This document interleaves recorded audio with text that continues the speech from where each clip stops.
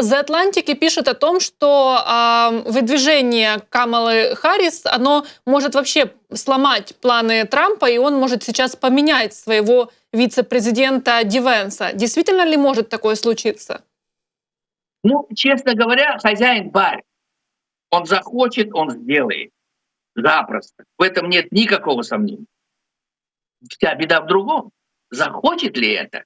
Поэтому мы давим на него сейчас. На все педали. Скажу вам честно, он будет сожалеть о своем выборе. Очень сожалеть. Вы поймите, мы не просто о персоналити какой-то, мы о партии. Партия должна победить. У нас другая стратегия, другие подходы. Мы за окончание войны в Украине, чем скорее, тем лучше, в пользу Украины.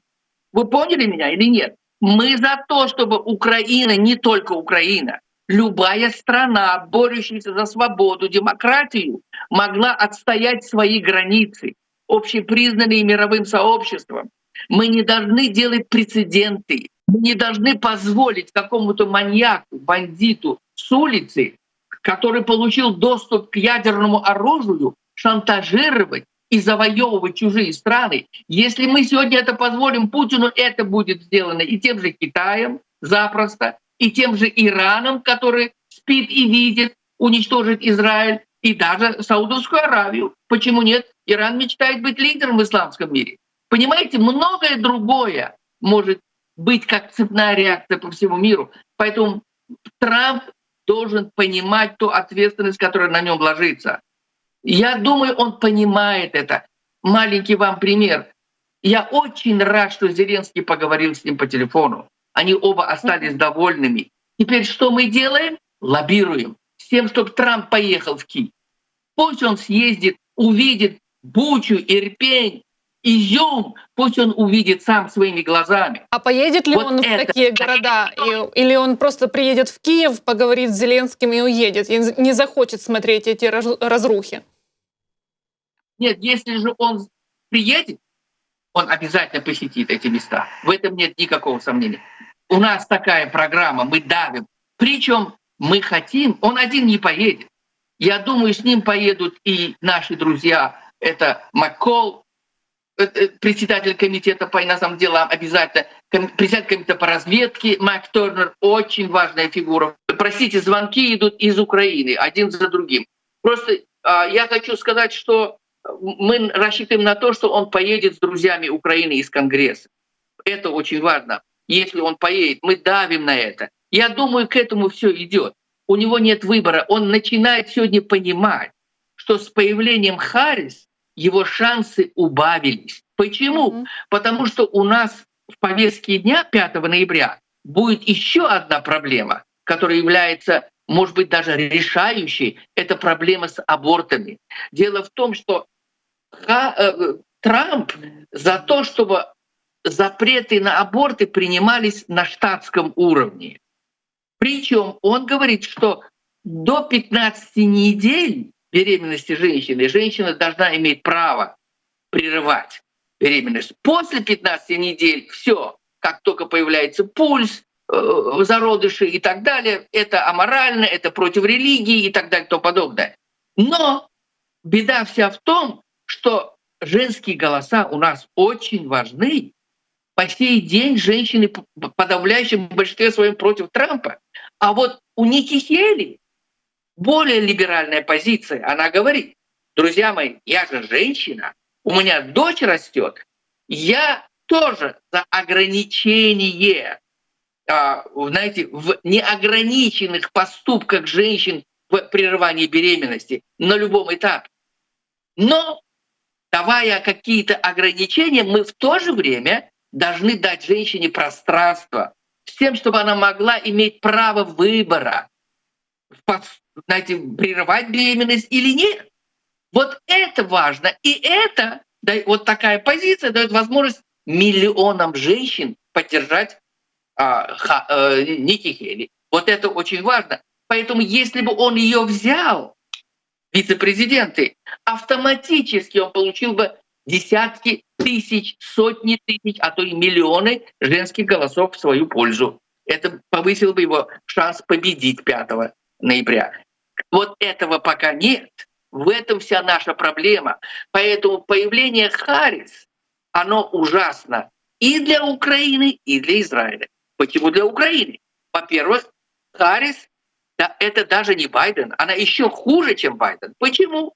Если Байден за то, чтобы как-то балансировать между крайне радикальным правым крылом демократов и умеренными демократами, которые за помощь Украине, то Харрис целиком на стороне правых. Вы знаете радикальных прогрессистов? В этом вся беда. Другими словами, их цель — остановить войну сегодня и в Израиле, и в Украине, с тем, чтобы 5 ноября прийти как партия мира.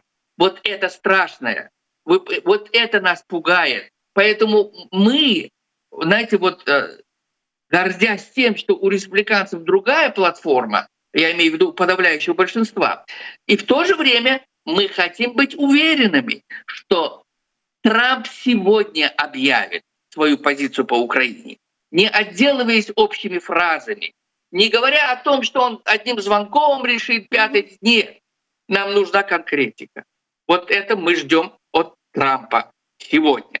Поэтому я возвращаюсь к вопросу о визите, возможном визите Трампа в Украину. Мы очень надеемся, что он поедет, и это тоже поможет Трампу понять, с кем мы сегодня имеем дело и какова роль Украины в будущей Америке. Вот на это мы рассчитываем сегодня.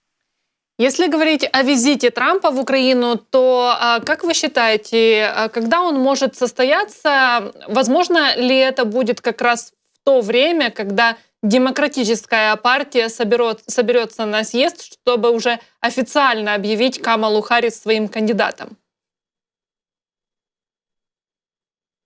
И очень трудный вопрос. Все будет зависеть от того, как будут реакции той или иной этнической группы, прежде всего таких групп, как афроамериканцев, латинос, вот это очень важно, и, конечно же, независимых. Сегодня ряд институтов, знаете, прям каждый день звонки идут, и мне лично поступали из нескольких институтов с опросами, и другим, я уверен, то же самое. Таким образом, опросы будут показывать вектор движения популярности Трампа у нас в стране. Конечно, он будет, знаете, занят по-страшному. 19 августа первый день конвенции демократов. К этому времени они должны определить, во-первых, вице-президента своего, а на эту должность у них тоже голова кругом идет, они не знают, на ком остановиться. С другой стороны, в самой Демпартии есть немало противников против Харрис. Они говорят, что она не тот человек, который отражает мнение большинства демократов. Вот так они говорят. То есть внутри демократической партии. Вот это интересно. Другими словами, турбулентность жуткая. Не только межпартийная, но и внутри каждой из партий. Как я сказал, между умеренными и прогрессистами внутри Демпартии и у нас между крылом рейгановским и оголтелым консервативным. Их, правда, меньше намного меньше, чем нас. И тем не менее Трамп сегодня еще не высказался открыто, как он намерен решать глобальные проблемы, как в Украине, так и на Ближнем Востоке. Но я в одном не сомневаюсь. Он не сможет идти против воли американского народа. Хорошая новость в том, что буквально пару дней назад было объявлено малоизвестный, правда, институт. Это не Pew Research, не Rasmussen, например, не Gallup. Малоизвестный институт провел опросы и говорит, что 70% сегодня американцев за неукоснительную помощь Украине до полной победы. Пару месяцев назад было 62, сегодня 70. Это с одной стороны. А с другой стороны, как вы думаете, неужели Трамп пойдет против воли двухпартийного единства в Конгрессе, которое за помощь Украине до полной победы? Этого не может быть. Это исключено. Он от нас не будет иметь поддержки никакой. Мы просто будем осуждать его. Потому что Украина и Израиль — это немыслимые проблемы, которые должны решаться в пользу народов этих стран. Никаких агрессоров, никаких террористов. Вот это у нас в повестке дня сегодня.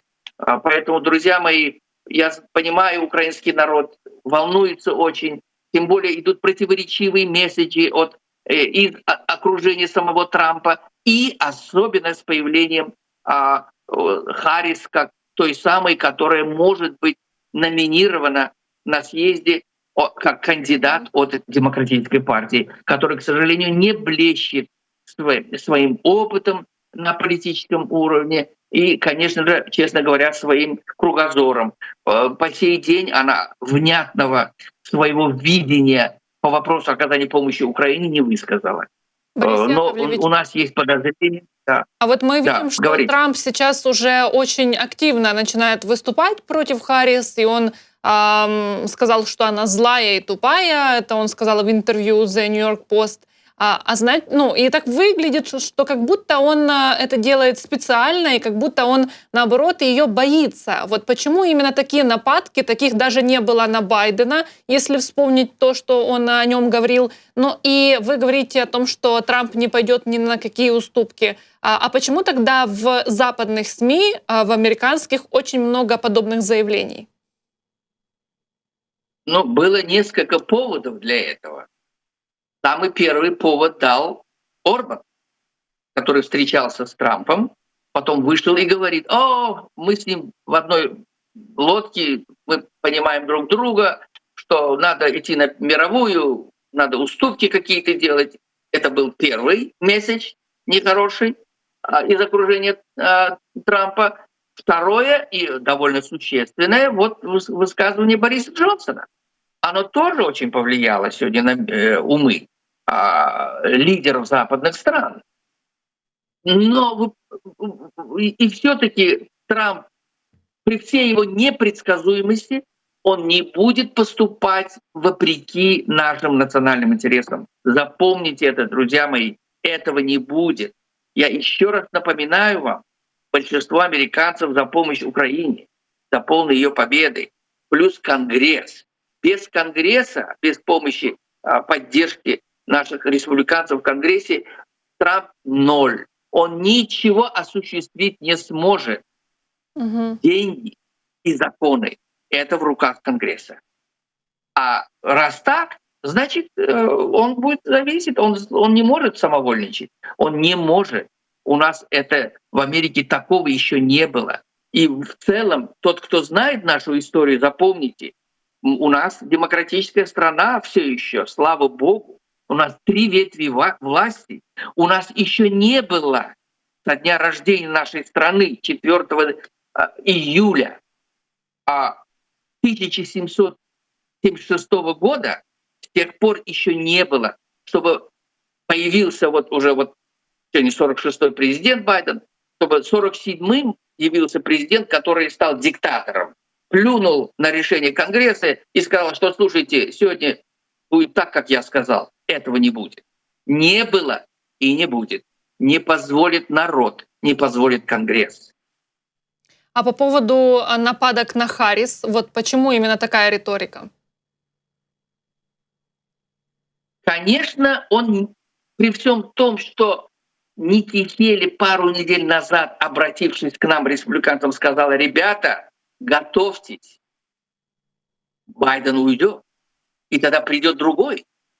Любой другой демократ будет иметь преимущество не только над Байденом, но и даже над Трампом. Первое преимущество Харрис — ее возраст. 20 октября ей исполняется 60 лет. Она моложе выглядит, надо прямо сказать. Окей, это раз. Второе. Ее прошлое. Вы знаете, чем сейчас опять мотивируют демократы против Трампа? Тем, что он имеет 34 обвинения, что очень скоро ему будет вынесен приговор. Это будет в сентябре. И несмотря на то, что Трамп уже объявил, что он подаст апелляцию, да, так оно и будет. В течение 30 дней после вынесения приговора он имеет право подать апелляцию, опротестовать. То есть дело перенесется на другой уровень судебной системы нашей. А это берет месяцы и годы даже до такой степени. Другими словами, это будет отброшено в сторону, и процесс избирательный там будет продолжаться с сентября до ноября. Так вот, и тем не менее, в головы обывателей вбивается: ой, вы посмотрите, за кого вы будете голосовать? Преступника, у которого 34 обвинения, он лжец. Его даже называли фашистом сам Байден. Более того, он называет нас, конкурирующую партию, экстремистами. Вы думаете, случайно покушение было на Трампа? Нет. Это атмосфера, поляризация, внушение молодежи, что у вас нет будущего, что с приходом Трампа не будет демократии. Вот это приведет к таким эксцессам, таким трагедиям, которые имело место 13 июля, когда чудом Трамп спасся. Поэтому Трамп сегодня, несмотря на то, что Ники Хейли призывала нас быть готовыми, особенно Трамп и его окружение, к борьбе против нового оппонента, нового кандидата от Демократической партии, который будет иметь преимущество, оно, к сожалению, воспринято Трампом не было, вы знаете, достаточно серьезно. И вот этот его выбор Венса, он говорит о том, что он не понял тогда, кем он может иметь дело. Поэтому, несмотря на то, что рейтинг Трампа, казалось бы, подскочил после трагедии и, знаете, удачного стечения обстоятельств 13 июля против Трампа, несмотря на то, что рейтинг подскочил, но выбор его Венса свел на нет его преимущество. В этом вся проблема. В этом вся проблема. Поэтому шансы, я отвечаю на главный вопрос, шансы победы у Трампа над Харрис, а скорее всего она будет главной номинированной от демократов, шансы победы у Трампа невелики. И то преимущество, которое он сегодня имеет, от 3 до 5, это в пределах погрешности арифметической. Вот это самое страшное. Теперь до ноября еще уйма воды может утечь. И все зависит от того, как будут проходить обстоятельства политической, экономической и других областях сферы человека, как в нашей стране, так и за рубежом. А между тем враги наши торопятся, очень торопятся. Прежде всего Путин. Он торопится, он хочет побыстрее отхватить от Украины. Он боится Трампа, страшно боится. Боится. Почему? У Трампа вырвалось. Месяц назад я бы применил бомбу против Путина. Это были слова Трампа, когда он себя сравнивал с Байденом. А он может.